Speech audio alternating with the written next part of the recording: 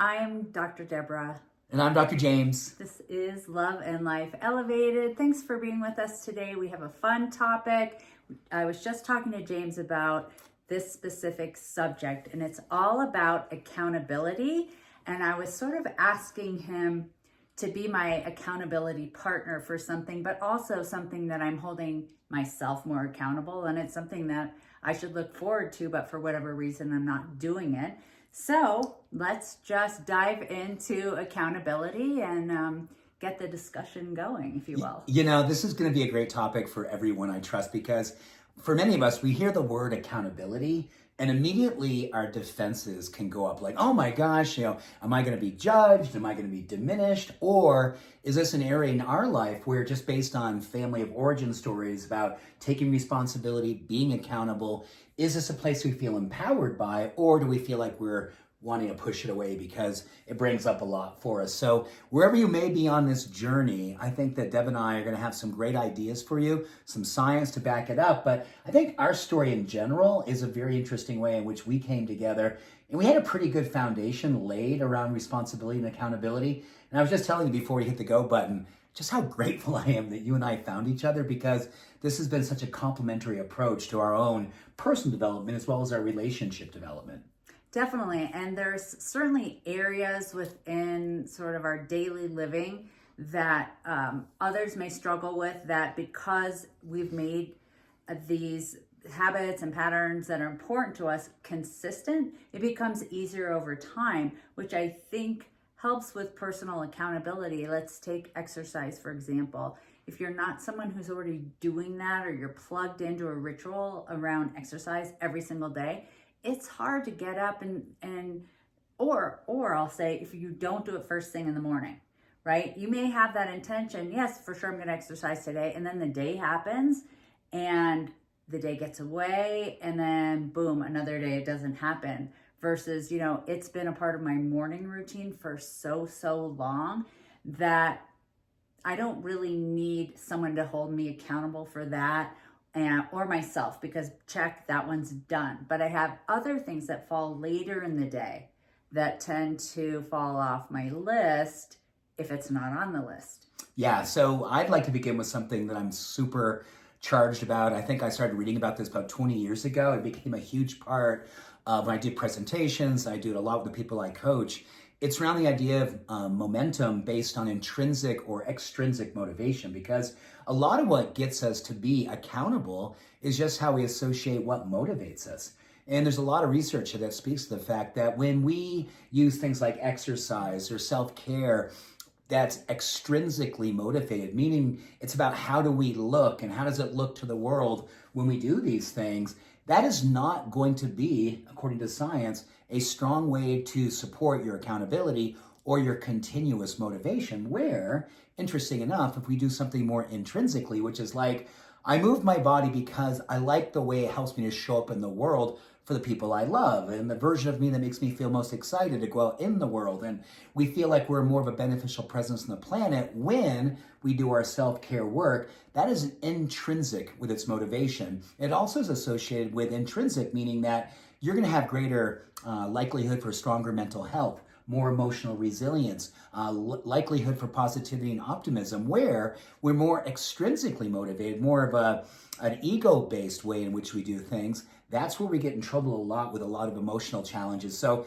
starting to lay down that pattern for accountability, give yourself permission to really consider what motivates you. And it's something deep inside you that makes you want to be presenting something better to the world, so you're raising the world around you. That's a great place to begin with your accountability. Well, and I would add to that, making a very attainable, specific, and short goal list, because that is something you're a master at. And I do sometimes write down what I'm going to do for, it's on my list for the day, but I most of the time keep it in my head. And I'm just telling you, as I get older, those things maybe don't pop up as readily or clearly, or I don't get it all done. So I said to you on our walk this morning, kind of asked you to hold me accountable. That can be tricky with partnerships, but I just said, I'm going to be better about making my short to-do list, my little goals for the day, so that I can get in these things. For me, it's something like that's actually a luxury that I'm not getting in. So I haven't been getting in my sauna and my red light therapy that I love. I know is so great for me. And even if I get that in 4 or 5 days a week, like that's a win for my mental health, my physical well-being, my emotional well-being. And for whatever reason, it's slipping off the list. So I asked James, hey, will you just kind of support me in this? What I don't want him to do is critique me at the end of the day or judge me like, hey, you didn't get that sauna in like you said you were going to do. That is not the way to support our partners. Or, hey, honey, you didn't exercise today. Like, what's up? No. Thank God. Like, it has to come I'm just first. and I'm not saying this on any level of the fact. Thank goodness I'm not that kind of person. That's so not my languaging or the things I would ever do. But I think I may be too soft, and I wouldn't necessarily encourage you the way. So I was so grateful when you said to me, honey, I want you to encourage me because I want to be more accountable to my self-care. And that's also a great invitation, I think, to consider people in our life, to invite them in on that way. Yeah, totally. So writing it down and checking it off, it really helps boost just my self-confidence, my self-esteem. And by sharing it with you, it opens up a little bit of vulnerability, but also trust, because there's certainly times in the past, I can't think of a specific example, that even your loving encouragement, I just took it to a place that it didn't need to go. Like in my head, kind of like, oh, he's judging me that I didn't sauna. It's not about the sauna, whatever it was about. But that's where relationships are really interesting. So ask for what it is you want support of. And if you're the partner, maybe don't over encourage if it's not being asked for. Yeah, gosh. And this is a dance, right, everyone? I mean, this is a real dance. We need to be sensitive to reading the way in which someone is asking for this in your life.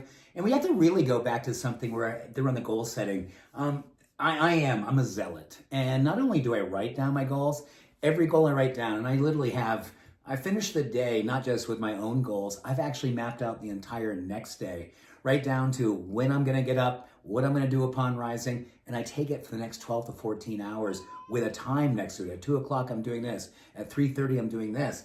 And it's not because I want to be, having these guardrails. It's more that I love the feeling of crossing things off. And the research is it's so strong that writing it down is going to take us up X much. But when we actually put a time next to it, it literally exponentially increases our chance for getting it done. And there's something that happens when you cross it off with both those things done. Writing it down in a time has a great experience in your limbic system, the place in our brain where you house emotions and memory, particularly around self-esteem and confidence based on maybe times in our life we weren't that person. So we're doing a lot of healing work as we're doing this present day advocation for ourselves. Yeah, and I would say a lot of the research around building grit and resilience really begins with self-accountability. And then when you take it, outside of romantic partnership, we've all heard about having an accountability partner. So maybe that's a bestie, maybe it's someone you just met in a running club or a pottery class that you both have a similar goal to get out and hike a couple times a week. So you agree to be accountable to meet at a certain time and place every week. Maybe it's a goal to do public speaking. So you have an accountability partner with that where you agree to meet at a Toastmasters meeting. There's, the possibilities are endless with how this factors into your life according to what your goals are, what you're really working on, what you're committing on, inviting more of into your life. But I love the idea of just those simple things like writing it down, sharing it with someone that you trust and want to build that vulnerable and greater trusting relationship with. It's really cool, and it can be scary. It is. And I think for a lot of us, we'd really love for you to share around this episode. Please leave in the comments, like, is this an area that you're working on? What can we do in our relationship in this community to support you with your follow through and your accountability? Because, I think for a lot of us, when we hear the word accountability, the first thing we do is it gets our bristles up and we put our hands out light because we have some history with accountability. So maybe it's time to even think about this as an invitation to really look at any historical ways you've looked at discipline in your life. Because I think discipline is a huge part of this. And for me, I look at the last 40 years of where I began my more spiritual path, my more self-care path, coming off, just coming out of some teen years that were so non-disciplined and so full of a lot of challenges and dark spaces that discipline for me became freedom. And once I started to really discipline myself, I felt like I could actually have predictable peace. I could have a predictable way of more bringing my purpose into an engaged place each and every day. And I think the predictability of how discipline gives us freedom is also giving us opportunity to really embrace something that I think a lot of us know more about as agency, which is this a way in which even in relationship, we have autonomy, we have independence, but we also have this interdependence where someone gets a chance to see us following through, making good on our good intentions. There's no question whether it's a romantic partner, your community, family members, friendships, all of those people are going to be buoyed up by your accountability. The more they see you follow through, there's an emotional contagion that happens with that. So that's intrinsic, right? You're doing it for reasons bigger than yourself. So your follow through becomes a catalyst and a source of inspiration for all the people around you. Yes and yes. And that was a lot, wasn't it? But this is such a great topic. So I know we're going to wrap up here. Any final thoughts, honey, on this? Because I think this is something where we get an opportunity to invite you into the world that I think we're all working at. We all have better versions of ourselves, and accountability is such a way in which we give birth or we give opportunities to raise that place. I would just say start small. It doesn't have to be like, I need accountability to go out and run 15 miles every day, or I don't know, whatever the pie in the sky idea is that you have. But like, start small with what it is. Check if it's with your partner. Set evening rituals around it with like, what are you grateful for? Kind of do weekly vision check-ins for like, how you doing on that vision and that goal, and go from there, build from there. I think that's great. And I think maybe also if you are in a partnership or just someone that you love and care about, there's a way I think you can introduce this to that person where you really build the trust, you build the love, and you say something like, is there anything I can hold for you? Is there anything I can help you to bring into your life? Something that I know would be meaningful in the way that you care for yourself. What can I do to support you in that? And I think that helps to kind of soften the judgment, but also brings an invitation. So someone goes, oh my gosh, that's a really beautiful, caring thing to offer. Let me think about that. Or yeah, something is moving for me and this is what it is. Well, I would say if you're the recipient of someone asking for accountability, the other key thing is to have positive reinforcement. That's awesome. Versus critiquing. And just like whatever the positive, just small things are so helpful. So good. So good. I just want to say publicly, because honey, you're an amazing partner in this.